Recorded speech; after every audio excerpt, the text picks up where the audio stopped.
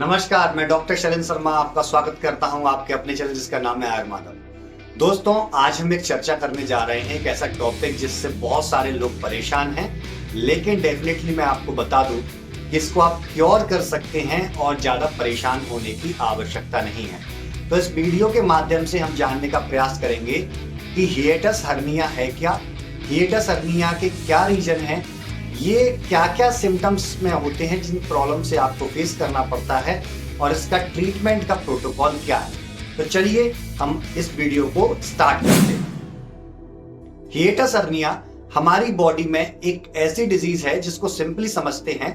इसके लिए आपको सबसे पहले डाइजेस्टिव सिस्टम के कुछ पार्ट्स को समझना होगा। हमारे मुंह से लेकर के यहां से एक ईसोफेगस नली जाती है और चेस्ट के नीचे जस्ट ये डायफ्राम होता है, इस हड्डी को आप टच करेंगे यहां से, उसके नीचे एक स्टोमक होता है। उस स्टोमक और ईसोफेगस के बीच में जो डायफ्राम, बीच में से एक पर्दा सा मान लीजिए, और यहां से ईसोफेगस जा रही है और नीचे ये स्टोमक है यानी भोजन की थैली।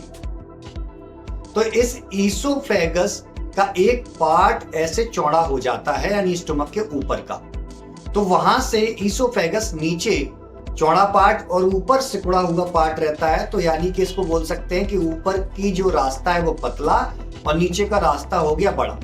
तो हम जब भोजन करते हैं तो हमारे साथ होता क्या है कि जो हमारे स्टमक में एसिड होता है जो भोजन को पचाने का काम करता है वो ऊपर की तरफ आने लगता है, जिससे खट्टी डकारें, छाती में जलन, मुंह में खट्टा पानी आना, बहुत तेज दर्द होना, कई बार हार्ट बर्न की प्रॉब्लम होती है। ये सिम्टम्स हमें हिएटस हर्निया के पेशेंट में दिखते हैं। बट ऐसा होता क्यों है, इस चीज को समझते हैं। इससे पहले मैं आपको आयुर्वेद के एक कंसेप्ट की तरफ लेकर के जाऊंगा, वहीं से इसका ट्रीटमेंट निकल के आता है। हमारे आयुर्वेद में चरक संहिता में लिखा है कि हमारे स्टमक के यानी अमाशय के 3 भाग हमें करने चाहिए। पहला भाग हमें भोजन से भरना है, दूसरा भाग हमें पानी से भरना है और तीसरे भाग को खाली रखना है। जैसा कि आपको वीडियो में दिख रहा है, ये साइड में जो चल रहा है कि जब हम अपने स्टमक के एक पार्ट को खाली रखते हैं तो भोजन की अच्छे से पिसाई होती है स्टमक के थ्रू।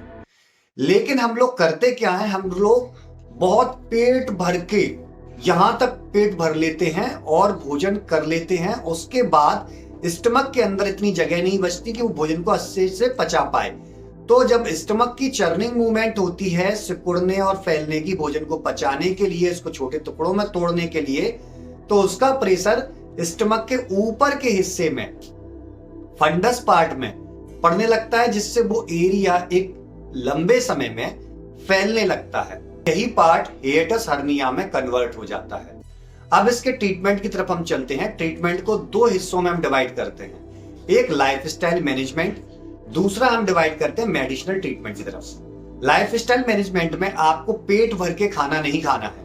पेट भर के मतलब ओवरलोडेड आपको भोजन नहीं करना है, जैसा कि मैंने स्टार्टिंग में बताया आचार्य चरक के अकॉर्डिंग। दूसरा, आपको नींद अच्छी लेनी है प्रॉपरली, और तीसरा, आपको बहुत सारे स्पाइसी फूड हुए, फास्ट फूड हुए, मतलब कुल मिलाकर जिनमें मिर्च, मसाले, तीखी चीजें ज्यादा होती हैं, ऑयली चीजें ज्यादा होती हैं, इनको कम रखना है। अब सेकंड जो पार्ट होता है वो होता है मेडिसिनल ट्रीटमेंट। तो मेडिसिनल ट्रीटमेंट के लिए मैं आपको सबसे बेस्ट सलाह दूंगा कि आप अपने नजदीकी किसी आयुर्वेद डॉक्टर के पास जाके सलाह लें, या फिर हमसे भी अगर कंसल्टेशन करना चाहते हैं तो स्क्रीन पर दिए जा रहे नंबर पर आप मुझे व्हाट्सएप करके मैसेज करें, अपनी रिपोर्ट सेंड करें, ताकि हम वीडियो कंसल्टेशन आपका बुक कर सकते हैं। लेकिन फिर भी मैं आपको कुछ टिप्स दे ही देता हूं। आपको अभिपत्तिकर चूर्ण का प्रयोग करना है, 1 चम्मच सुबह, 1 चम्मच शाम को, नॉर्मल दूध से या नॉर्मल पानी के साथ। दूसरा आप प्रयोग कर सकते हैं शतावरी घृत, आधा चम्मच खाना खाने से पहले, आधा चम्मच खाना खाने के बाद। और एक टैबलेट, आयुर्वेदिक टैबलेट आती है जिसका नाम है एमसिड। ये 2 टैबलेट सुबह, 2 टैबलेट शाम को आप ले सकते हैं, जिससे आपको अच्छा रिलीफ मिलेगा। लेकिन फिर भी मैं आपको बेस्ट रिकमेंडेशन देता हूं कि आप किसी नजदीकी आयुर्वेद डॉक्टर के पास जाएं, क्योंकि आयुर्वेद में हम नाड़ी परीक्षण और कई प्रकार की डायग्नोसिस बना करके, रोगी से प्रश्न करके, उसकी प्रकृति को देख करके जब ट्रीटमेंट देते हैं तो ऐसे रोग को हम जड़ से समाप्त कर पाते हैं। चलिए, मैं डॉक्टर शैलेंद्र शर्मा आपसे विदा लेता हूं।